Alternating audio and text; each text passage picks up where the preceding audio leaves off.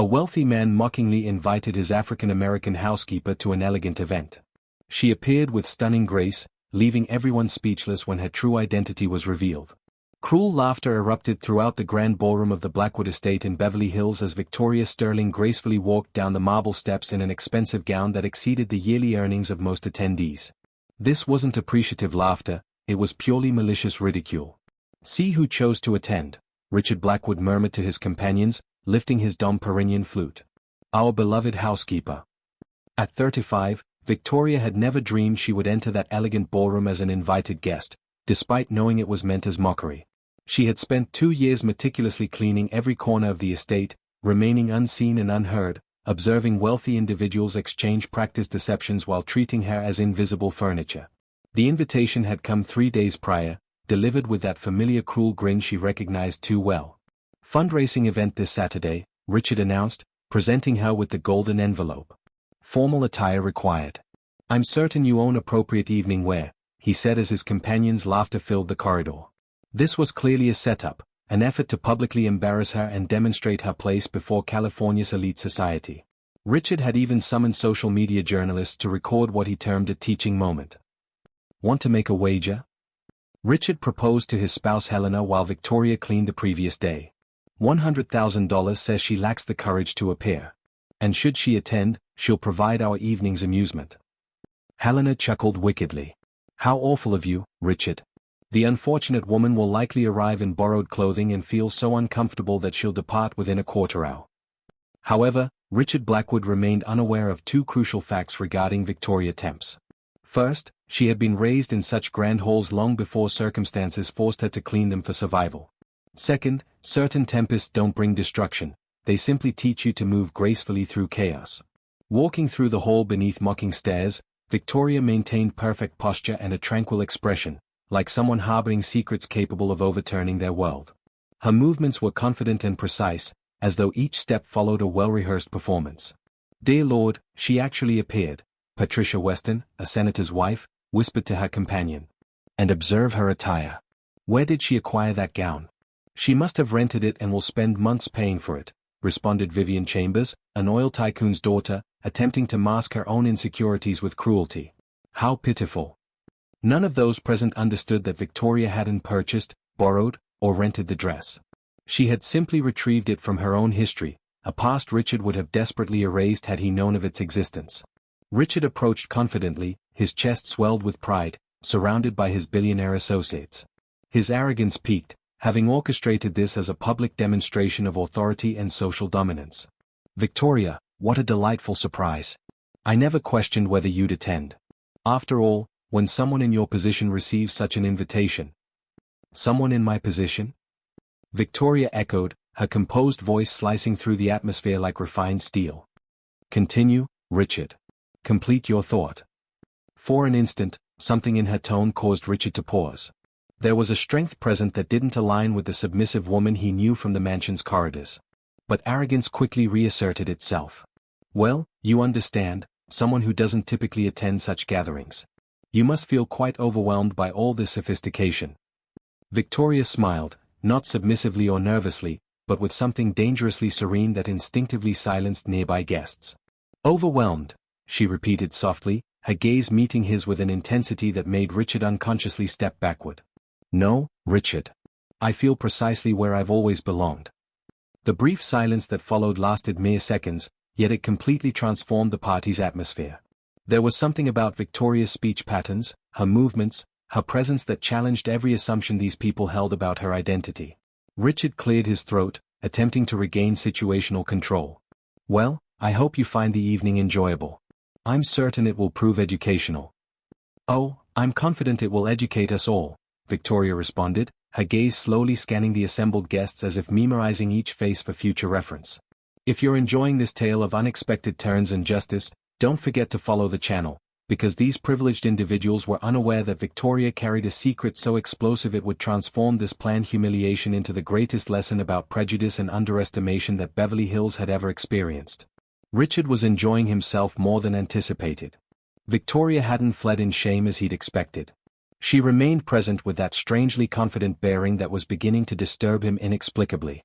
"Everyone," Richard declared loudly, tapping a silver utensil against his crystal goblet to capture all guests' attention. "I'd like to present our evening's special guest, Victoria, our devoted housekeeper." Cruel laughter rippled through the hall like malicious waves. Mobile phone cameras began flashing as socialites captured photos for their social media posts with mocking captions. "Richard," Helena whispered beside him, feigning worry. "Don't you think you're being somewhat harsh?" "Harsh?" Richard laughed boisterously. "I'm providing her with a once-in-a-lifetime experience. When else would someone in her position have the opportunity to attend such an occasion?" Victoria stood motionless at the room's center with all eyes focused on her.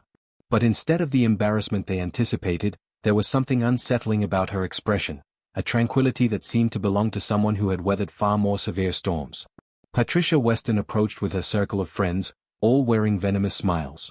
"Victoria, dear, tell us how long it took you to select that dress. Finding something appropriate must have been quite challenging." "Actually," Victoria replied with a composure that made Patricia hesitate, "this dress holds very special significance. It belonged to my mother." "Her mother?" Vivian Chambers laughed spitefully. "And where did her mother acquire such a dress? Some upscale consignment shop?" Victoria smiled, but there was something dangerous in that expression. "My mother wore this gown the final time she attended a ballroom like this. That was 20 years ago, when she was still Victoria Temps Blackwood." The silence that followed was profound. Some people ceased talking, recognizing that something significant was being revealed. Richard, who had been laughing with his close associates, turned slowly. "What did you say?" "Temps Blackwood," Victoria repeated, her voice cutting through the air like a sharpened blade. "It's amusing how some people choose to conveniently forget their own family heritage." Richard's complexion began to pale. Helena instinctively grasped her husband's arm, sensing something was terribly amiss. "You're delusional," Richard said, but his voice emerged less steady than intended. "I don't understand what charade you're performing, but—" "This isn't a charade, Richard." Victoria stepped toward him, and several guests instinctively retreated. "It's history. Our history. The history you attempted to erase when you decided it was more convenient to pretend certain family members never existed." Mobile phone cameras continued recording, but now for entirely different reasons. Whispers began spreading throughout the room like wildfire. Helena tugged Richard's arm. "What is she discussing?" "She's lying," Richard responded, but his hands trembled slightly. "She's an unstable employee seeking attention." Victoria reached into her small purse and withdrew an object that caused several guests to gasp audibly. It was a ring, not just any ring, but the traditional Blackwood family engagement ring, engraved with the family crest and featuring the distinctive sapphire that had been passed down through generations. "This ring," Victoria said, holding it high for all to observe, "was given to my mother by her father, Henry Blackwood. My grandfather, the man you told your children died without an heir." Richard was now visibly shaken. "Where did you obtain this? How dare you steal?" "Steal?" Victoria laughed, but no humor existed in the sound. "Richard, you cannot steal something that belongs to you by birthright." Patricia Weston, who had been watching with her mouth agape, whispered to her friend, "My God, do you believe she's telling the truth?" "Impossible," Vivian murmured, but her voice no longer carried such confidence. "Richard would have informed us if he had a cousin." Victoria overheard the whisper and turned to them. "Cousin? No, dear. I'm not Richard's cousin." She paused dramatically, looking directly at Richard. "I'm his half-sister." The room erupted in murmurs and muffled exclamations. Richard appeared as if he'd been struck by lightning. "This is absurd," he shouted, but his voice cracked. "My father would never, you're fabricating this." "Henry Blackwood had an affair with my mother, Isabella, for 5 years, Victoria continued relentlessly. "She was the family's piano instructor. When she discovered she was pregnant with me, your father promised to care for us, and he honored that promise until his death." Helena now had one hand covering her mouth, staring between Victoria and Richard as if witnessing a catastrophic accident in slow motion. "You," Victoria said, pointing directly at Richard, "decided it would be simpler to pretend we never existed. You terminated our allowance, sold the house your father purchased for my mother, and left us in complete destitution." "I had no obligation to," Richard began, but Victoria interrupted him. "You had no obligation to care for your father's family? Interesting philosophy, considering you inherited 100% of a fortune that should have been divided between us." The weight of Victoria's words was slowly penetrating the guests' minds. Several began distancing themselves from Richard as if physical proximity could contaminate them with scandal. "Prove it," Richard said desperately. "Anyone can fabricate a story and produce a ring." Victoria smiled again, and this time there was something predatory in her expression. "Oh, Richard, do you truly think I came here without evidence?" She took her phone and gestured to someone near the entrance. "They can enter now." Each new humiliation of Richard only fueled something within Victoria that he couldn't comprehend, a silent force that grew in direct proportion to the injustice he attempted to impose. What these privileged people didn't realize was that every act of contempt was writing their own judgment. And Victoria had spent 20 years learning exactly how to collect every penny of a debt that transcended money. 3 individuals entered the hall at that moment who would forever change the lives of everyone present. The first was Diane Morrison, Beverly Hills' most respected investigative journalist. The second was David Chun, an attorney specializing in inheritance law. The third made Richard Blackwood stagger as if he'd been punched in the stomach.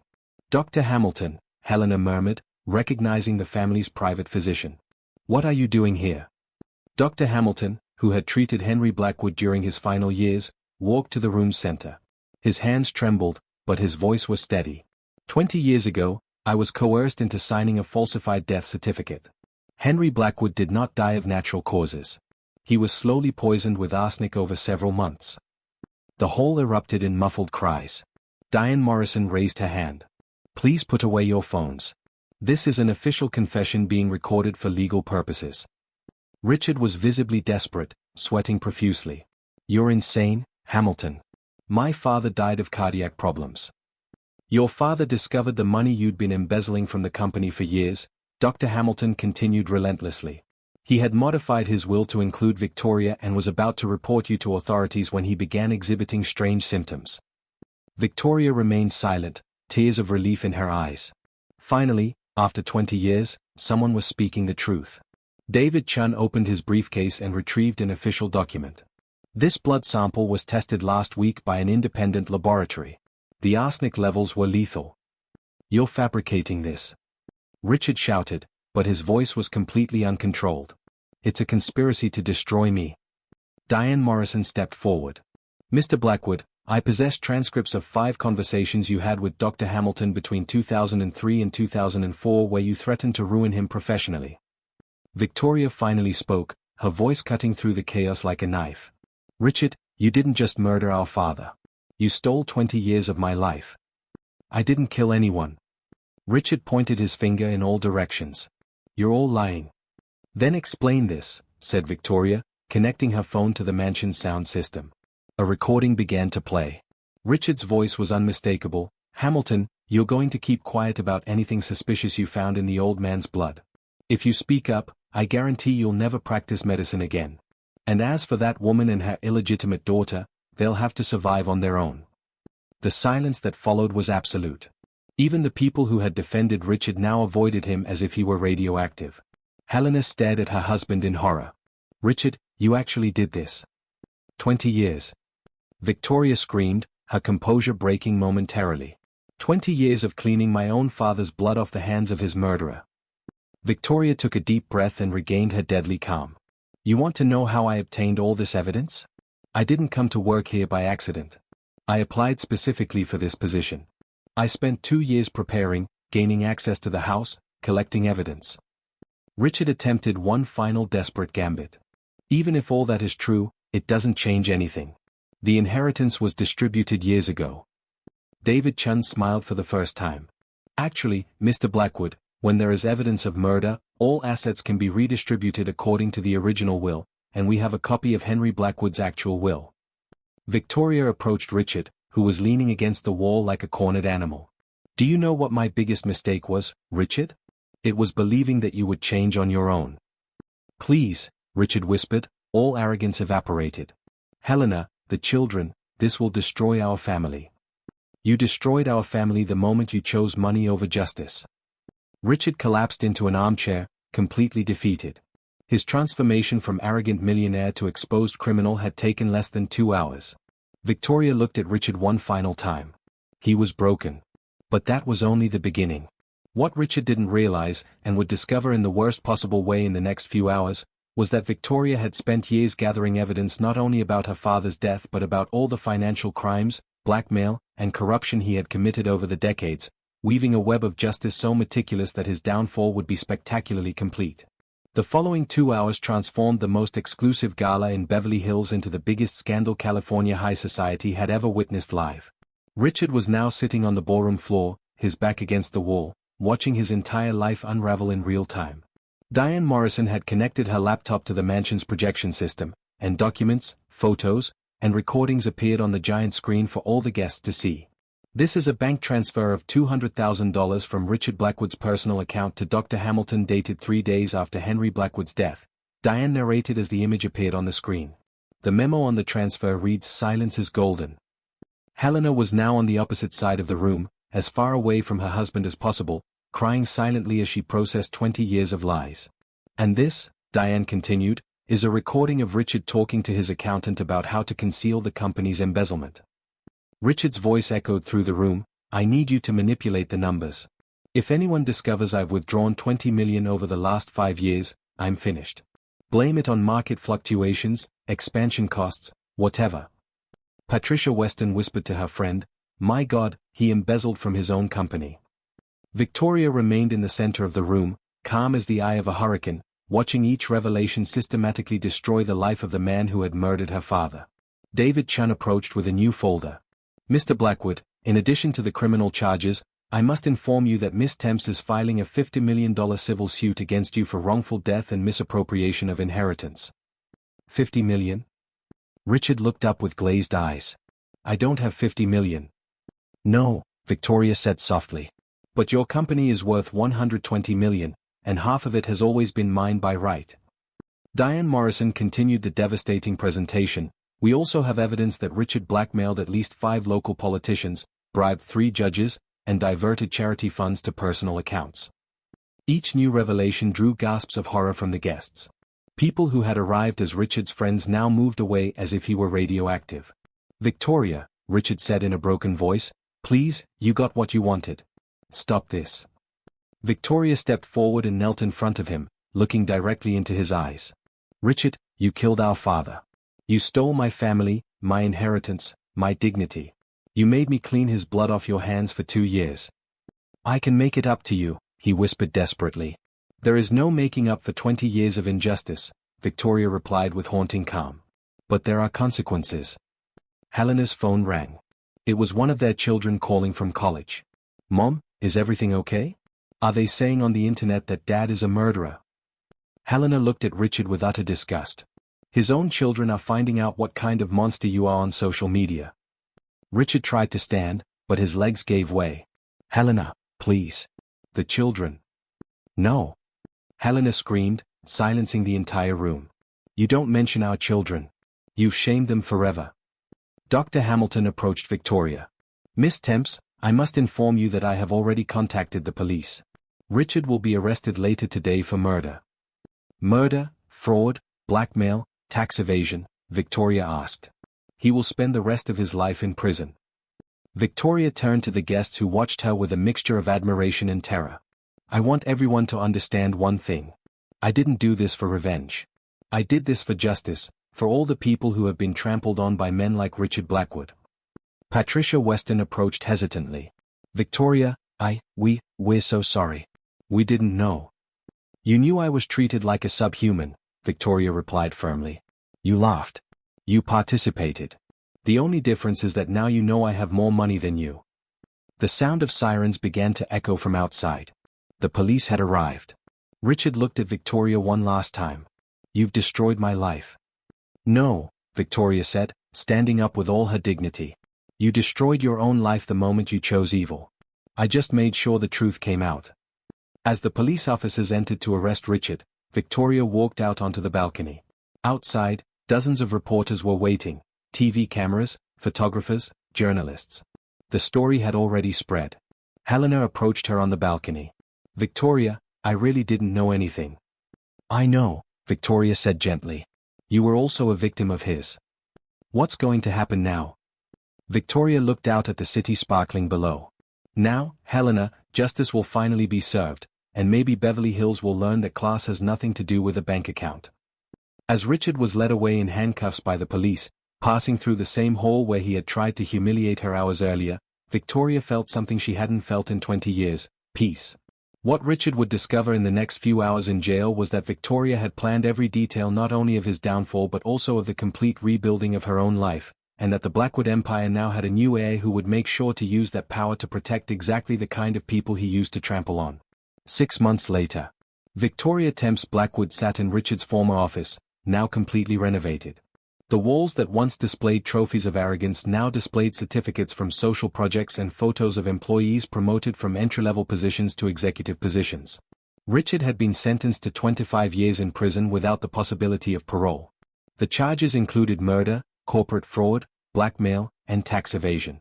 His personal fortune was completely confiscated to cover compensation to the victims. Victoria was just one of many people he had harmed over the years. "Miss Temps Blackwood," said Amanda, her new executive assistant who had previously worked as a cleaner in the building, "Forbes magazine is here for the interview about the company's transformation." Victoria smiled. In 6 months, she had increased the company's profits by 40% simply by treating employees like human beings. Fair wages, promotions based on actual merit, and a respectful work environment had created a level of productivity that Richard had never achieved with his toxic leadership. Helena had divorced immediately and moved out of state with her children. Before she left, she sought out Victoria to apologize in person. "You could have destroyed us completely, but you chose to protect my children. I will never forget your generosity." "Children don't pay for their parents' sins," Victoria had replied. "They deserve the chance to be better people than he was." Dr. Hamilton now worked as a medical consultant for the company, offering free care to all employees. "I never thought I'd have the courage to do the right thing," he told Victoria during a meeting. "You taught me that it's never too late to find our dignity." Patricia Weston and Vivian Chambers had tried to reach out to Victoria in the weeks following the scandal, but she kept them at a polite distance. "You laughed at me when you saw me as inferior. Now you want my friendship because you found out about my bank account. That says everything about you." Victoria's story had gone viral worldwide. She received invitations to speak at universities about leadership and social justice, but she preferred to focus on the real work. "I don't want to be famous for suffering," she explained in a rare interview. "I want to be known for what I built afterward." The company now sponsored scholarships for employees' children, a microcredit program for entrepreneurs in underserved communities, and had created the largest domestic violence support fund in California. On a quiet afternoon, Victoria received a letter from prison. It was from Richard. "Victoria, I know I don't deserve forgiveness, but I need you to know you taught me that the person I became was a monster. I spend every day trying to understand how I turned into someone capable of killing his own father for money. His children asked about you on their last visit. They want to meet the aunt who protected the family when their father failed." Victoria kept the letter without replying. Forgiveness was a personal journey, but justice had already been served. During the interview with Forbes, the journalist asked, "Some people say your revenge was too cruel. What do you say to that?" "Revenge would have been to do to him what he did to me," Victoria replied calmly. "Justice is ensuring that he pays for the crimes he committed and that other people don't suffer what I suffered. There's a fundamental difference between the two." "And what advice would you give to people facing similar injustices?" Victoria looked out the window, watching employees having lunch in the company garden that now offered them respect and dignity. "The best revenge is not to destroy those who have hurt you. It is to build something so great that the injustice you suffered becomes only the first chapter in a story of triumph." That night, Victoria returned home, no longer to the small apartment where she had nurtured her dreams of justice, but to a comfortable house where she had adopted 2 orphan children who, like her, needed a second chance at life. As she helped the girls with their homework, she thought of the father she had never really known but whose blood ran through her veins. Henry Blackwood would be proud to see that his daughter not only recovered what was stolen from her but turned a company built on exploitation into a symbol of opportunity and dignity. Victoria's real victory wasn't dethroning Richard. It was proving that when you build power based on justice rather than fear, that power multiplies and benefits everyone around you. Richard tried to humiliate a cleaning lady and ended up discovering that he had underestimated an heiress. More importantly, he discovered that dignity cannot be bought, inherited, or stolen.